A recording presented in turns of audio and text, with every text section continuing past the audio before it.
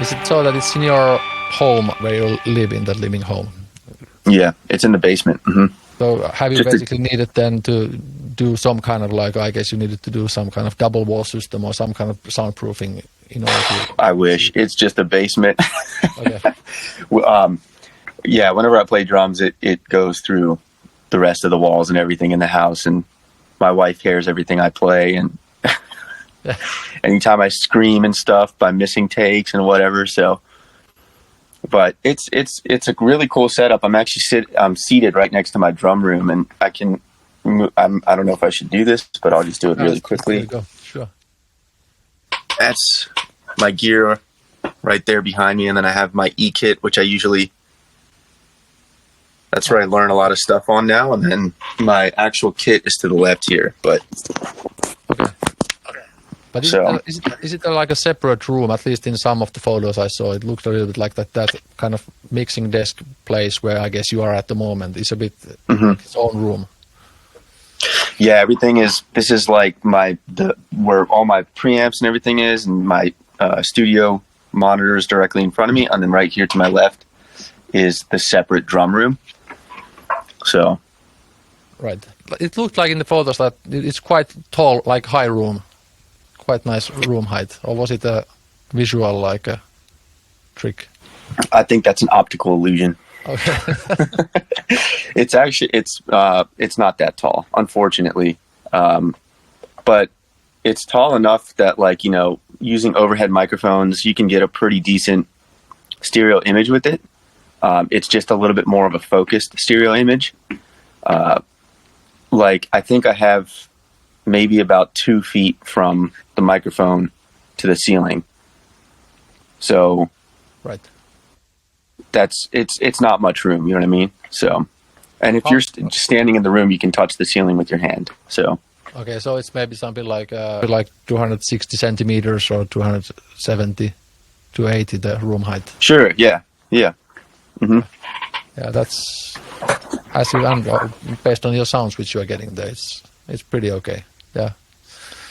Well, I think majority of my drum sound actually comes from my far room, because I placed a stereo pair of microphones down the hall, and that room actually sounds terrible. But that's kind of the whole point, because it makes my drum room sound way, way larger, you know? Yeah. It's basically just a room with hardwood floors and, you know, no treatment on the walls or anything. And it's actually kind of like a storage room, if anything. But I leave all the doors open and just, you know, I track with like a wide open kind of scenario. So whenever you see on videos, it looks like I'm in like a closed black room, but really what it is I've just put sheets on the doorways. And so you just can't see the openings to the other rooms and stuff. But okay. And the mics are literally just down the hall, and that's it. Right. And you're using that like quite prominently, or really using that microphone from that far room in the drum sound? Yeah, for sure. So I originally used to do the whole gated reverb kind of trick, right? Where you send snare to gate and tell it to expand every time you hit the snare, so it lets the room sound in. But then I kind of just started liking how the room microphones sounded for the entire kit. So I just leave them wide open now in the mix, and right. Try to put them pretty fairly high. So yeah, because at least what I've been checking your drum covers and stuff, you're able to somehow very nicely make the snare and the bass drums cut through in the mix. Thank you. Is that do you think that's like one of those core components, or is there some other tricks in your process how you mix it that makes that happen so well? I think the room for the snare definitely plays a big role, for sure, 100%. For the kick,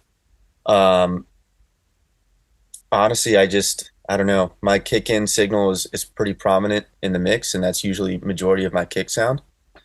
And then, again, if I have my rooms pretty loud for the snare, it's obviously you're going to hear the kicks very loud in the room microphones as well. So yeah, I'm sure that plays a role, but I'm more so concerned about how the room mics affect my snare in the mix, because that really is what changes everything. Right. Yeah. Then in your Patreon thing, you're also sharing those samples of your drums, like basically of I guess from all of the drum covers of the like snares and bass drums. Do you somehow yourself utilize samples in the mixes? For drum videos, no, I don't use samples in that. Drum videos, I'm a little kind of stubborn just because I want that to be like I want it to be like what you're watching and what you're hearing is me actually recording like that, right? Yes. And I think it's nice because that's just a personal thing. I don't have anything against drummers using samples in drum videos, but for me, I just like it to be natural and I just mix the audio.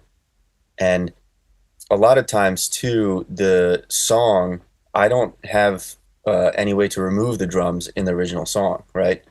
So I usually just let the drums in the song kind of help my drums sit better for the sake of the mix, you know? Because for a drum video, you know, it's like the drums are clearly going to be louder than everything else, right? Because it's supposed to be a drum video. So I kind of tuck the song in the background, maybe do some little mid-side EQing to get the snare and the kick in the original song just slightly lower. But then, so I guess technically those are my samples, you know, is the original drums in the song. Right. But using actual samples within the mix, that's not something I do. But for music, if I'm mixing like my own music or mixing for a band or something, then yes, I will 100% use assisted samples and stuff. So, right. Do you use, by the way, like for the bass drum, do you use only one microphone or two microphones in certain like positionings? Yeah, I use two microphones, kick in and kick out. I would like to start incorporating. I just recently took more samples for a kick drum, and I used the 91A inside like normal, and then I used the D112 inside the port, but like almost like kind of centered in the middle, just staring right at the beater. And then I used a Beta 52 and also a Stam Audio like 47 clone, both on the outside of the resonant head, just to see which one sounded better because I was trying to get a little bit of that fluff, you know? And that was a really cool combination. I just don't have enough mic pre's to do that on a regular basis, so. Okay. Yeah. Yeah.